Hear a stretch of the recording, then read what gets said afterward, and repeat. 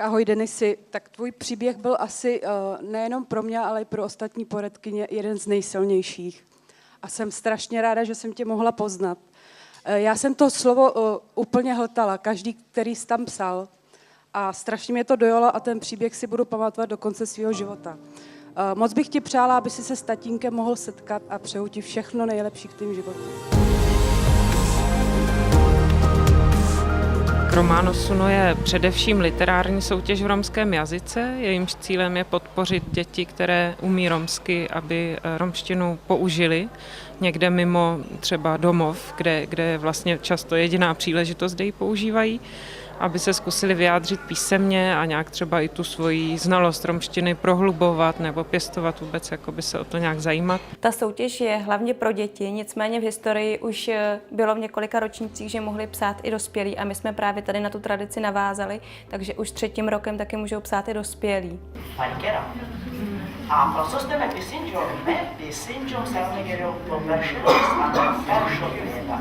Mire vzpomínky sa negeril te peršo trieda a skatastrofálne, protože mena rozumínala z gadžikanes.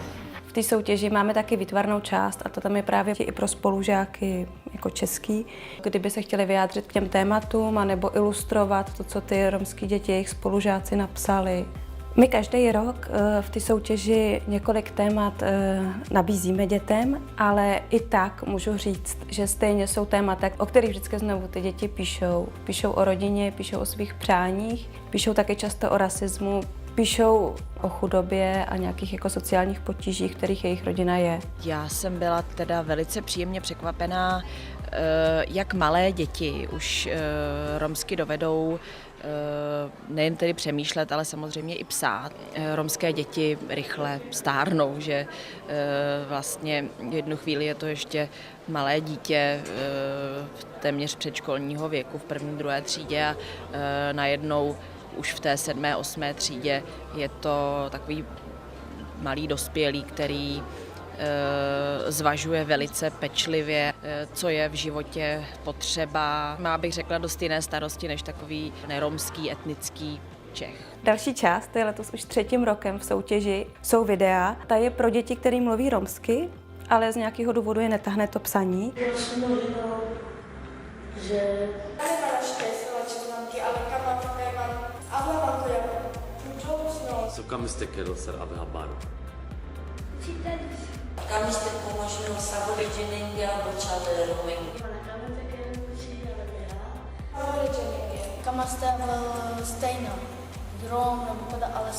Letos je už 20. ročník soutěže. My jsme právě k těm 20 letům vydali sborník, takový výběr z těch nejlepších textů, který za celou dobu té soutěže vyšly. Takhle vypadá a je česky z jedné strany a potom z té druhé strany je romsky. U příležitosti vydání právě téhle knížky jsme měli vzpomínkový večer, kde se sešli zakladatelé ty soutěže, pár dětí, které v té soutěži bylo taky. Já jsem byla na začátku té soutěže ještě spolu s Veronikou Kamenickou, Helenou Clark, že hned jsme věděli, že to je ten správný název, že to, o čem děti sní a že to je krátký. Romano Suno stačí a všichni vědí, co si pod tím představit. Už je to skoro 15 let, co jsem přispíval do soutěže Romano Suno a dnes tu soutěž moderuju. Takže jmenuji se Ivana Kandráčová, je mi 14 let a získala jsem speciální cenu za romštinu. Já jsem psala o mojí rodině. Vlastně hlavně jsem tam popisovala svoje rodiče, že jsem na ně strašně hrdá, že už mě a moje sourozence už od malička vedou k hudbě. Romano Suno, tak to není jenom přímo ta soutěž, ale máme taky hodně aktivit, kterými směřujeme přímo k těm dětem, který by se mohli účastnit. Jezdíme do škol. Dnes k nám přišli pořadatelé soutěže Romano Suno. Měli jsme s nimi 2hodinový seminář, četla nám paní spisovatelka úryvky ze své knížky o svém dětství a bylo to moc hezký. Potom směrem na veřejnost, protože ty příběhy mají potenciál ukázat, jaký to je třeba žít v ghettu, nebo jaký to je žít v úplně tradiční romské rodině. Jsou to takové jako zákout naší společnosti, který nejsou moc známí, takže je to příležitost pro lidi sem nahlídnout. Když jsem četla ty příběhy, tak jsem pochopila, jak jsem obohacená já sama, protože člověk každýho v životě nemůže potkat a s každým nemůžete mluvit, ale můžete číst jejich příběhy a to vám ukazuje strašně moc. Ty příběhy mi řekly ještě tolik věcí, které jsem sama nevěděla, že bych si moc přála, aby je četla i ta většinová společnost, protože to určitě zase prolomí další bariéry, které jsou zcela zbytečně mezi námi nastaveny. O tom, kdo v soutěži Romano Suno každý rok vyhraje, rozhodují poroty složený z romských i neromských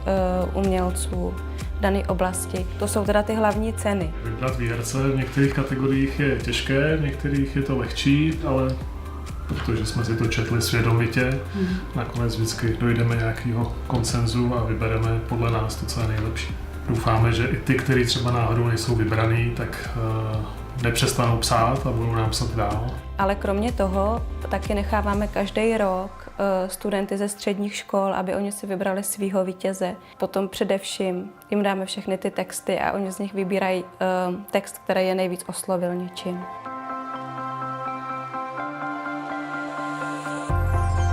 V druhé hodině jsme se rozdělili do skupinek, každá skupinka dostala 3 texty. Měli jsme vybrat jeden nejlepší. Mně osobně na té soutěži se nejvíc líbí to tím, že nám jde vlastně o rozvoj jazyka. Ačkoliv jsou nějaké témata, tak je to druhotný a důležitý je, že ty děti prostě můžou zkusit něco si tvořit a můžou říct za sebe svoji zkušenost. Takže vlastně je to jako příležitost pro ně, jak se vyjádřit a já to mám strašně ráda. A před 3 rokama jsem se přihlásila do soutěže Romano Suno a podařilo se nám se ségrou vyhrát. A chtěla bych vám to taky doporučit, abyste to zkusili. Variso amengi vymyšlinjam, variso čačipin penjam. A sopeski vymyšlinjam. Koda suno, odasi savoro. A sohas čačipen. Koda sarpina hasave hine ogadje, maškara amende. Odávka čujinen čajale, hi? Hej. Sama za sebe se pořád znovu dozvídám ještě o dětech, který o té soutěži nevědí a byli by rádi přispěli. Takže jestli se chcete zúčastnit Romano Suna, tak stačí, abyste si vybrali, jestli chcete malovat obrázek, dělat video, anebo psát text a pak nám to poslali do nové školy.